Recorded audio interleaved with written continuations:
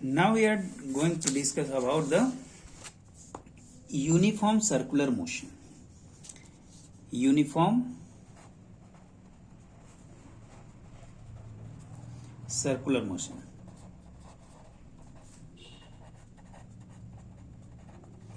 देखो uniform circular motion होता क्या है, आप समझो इस बात को। अगर आप if you are moving on a rectangular track, अगर किसी रेक्टेंगुलर ट्रैक पर मूव कर रहे हो तो यहां से जब आप मूव करना शुरू करते हो तो हर कॉर्नर पर आप अपना डायरेक्शन चेंज करते हो। ठीक है, हर कॉर्नर पर डायरेक्शन चेंज करते हो। अगर हम इस कॉर्नर को हटा दें और एक ज्वाइनिंग फिगर बनाएं तो हमारे पास एक सर्कुलर प्लेन आता है, और इस पर अगर कोई बॉडी मूव करती है तो वो भी हर टाइम टू टाइम अपना डायरेक्शन चेंज करती रहती है। Is that such as? हर पॉइंट पर डायरेक्शन अपना चेंज करेगी। और इस बॉडी को when a body moving along a circular track it will change the direction in each and every point. Is that clear? Now, if we define the uniform circular motion, then we can write here that if any body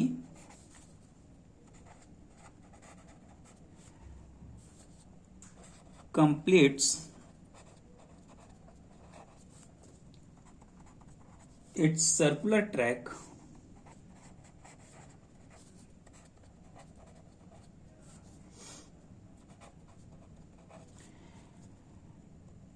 in particular time,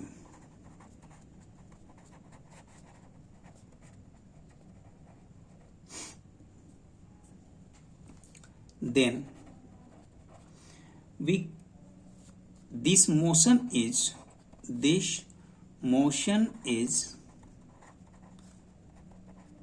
called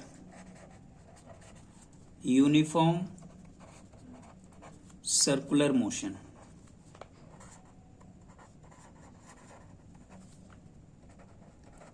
And in this case we can calculate the uniform speed. Means uniform speed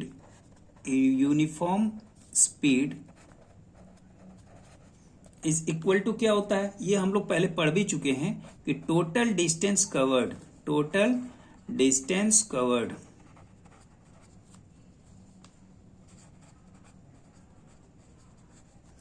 upon total time taken.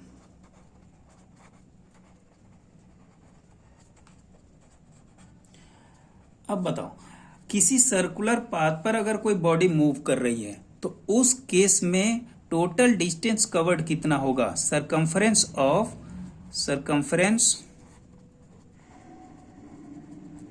Of क्या? Circle upon time. Circumference of circle क्या हो जाएगा? 2πr upon time t। Means v is equal to, uniform speed को हम किससे denote करते हैं? v से, और ये क्या हो जाएगा?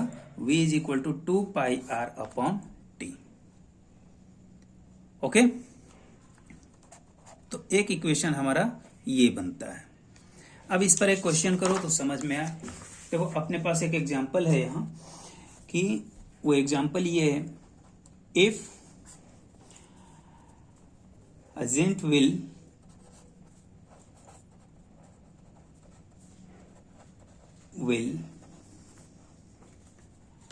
of diameter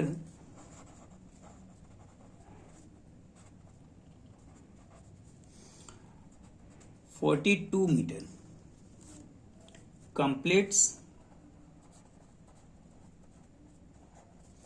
a rotation in 30 second. ठीक है, कोई एक जेंट व्हील है जिसका डायमीटर कितना है? 42 मीटर, और वो एक रोटेशन कवर करता है कितने टाइम में? 30 सेकेंड में। ठीक है, with uniform speed.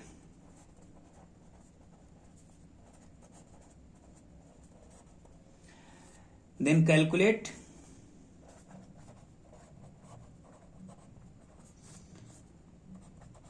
the rotational speed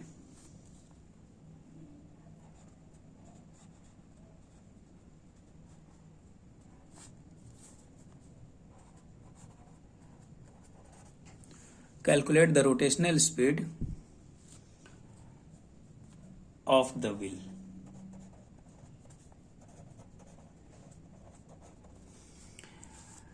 For this case, first of all, we have to write all the data given in our question. तो देखो इसमें डेटा क्या क्या हमारे पास दिया हुआ है. Diameter is given 42 metre, means we can write here diameter of, लिख लो पहले given diameter of wheel equal to कितना दिया है 42 मीटर. कितना है 42 मीटर. तो रेडियस कितना हो जाएगा, हाँ रेडियस कितना हो जाएगा, radius of wheel equal to 42/2 is equal to 21 metre. Yes 21 metre. Time is given how much 30 second. Okay, then we have to calculate speed, rotational speed v is equal to what. तो v equal to क्या होता है अपने पास 2πr/t. ठीक है, तो 2πr में value रख दो 2 into 3.14 multiplied by r. r means 21/t 30. यहां पर पाई इक्वल टू क्या दिया हुआ है 3.14. 22/7 भी आप रख सकते हो, लेकिन 22/7 रखोगे तब भी रिजल्ट आपका क्या आएगा, सेम आएगा. ठीक है, चलो अब इसको हम कैलकुलेट करते हैं. कैसे होगा, कैंसिल होगा 30 will be cancelled by 10 and it will be 7. 2 it will be 5. Okay, तो देखो अब हमारे पास क्या डेटा बच गया 3.14 multiplied by 7/5.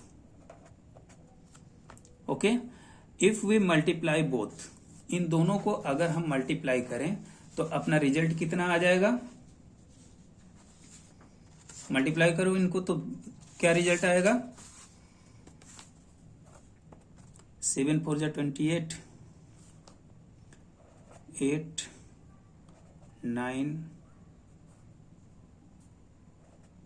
21 0.5 and divide it 5 4 जा 20 0.13 3 9 and then approx 8 is equal to 4.4. v equal to कितना आ गया 4.4 मीटर पर सेकेंड. ओके, तो इस तरह से हम अपना कैलकुलेशन कर सकते हैं कि किस तरह से कोई बॉडी. देखो सबसे पहले आपको ये देखना होगा कि बॉडी का मूवमेंट कैसा है. अगर बॉडी फ्रीली फॉलिंग हो रही है, means top to bottom move कर रही है, तो उस केस में हम कौन सा फॉर्मूला यूज करेंगे. अगर कोई body downward to upward move कर रही है तो उस केस में हम कौन सा फॉर्मूला यूज करेंगे. ऑन द प्लेस ऑफ, अगर कोई body top to bottom move कर रही है तो जी की वैल्यू आपका क्या होगा पॉजिटिव. अगर कोई body downward to upward move कर रही है तो उस केस में आपके जी का वैल्यू कितना होगा माइनस, मीन्स नेगेटिव. क्लियर है, तो इतनी बातें आपको आनी चाहिए. और सारे सिचुएशंस देखो, जब तक आपके पास सिचुएशन नहीं समझ में आएगा, क्वेश्चन नहीं समझ में आएगा, you can't do any calculation और any numericals. So you have to first of all you have to find out that what is given data in our question and what is the direction of the body during the motion, which will be 0 and when. In case of upward motion means downward to upward, v is equal to 0. In case of top to bottom, u equal to 0. अगर कोई body top से bottom की तरफ जा रही है means freely falling हो रही है तो उस केस में इनिशियल वेलोसिटी क्या होगी 0. अगर कोई body downward to upward move कर रही है तो उस केस में फाइनल वेलोसिटी क्या हो जाएगी 0. तो ये सब चीजें आपको याद होनी चाहिए. Okay, thank you.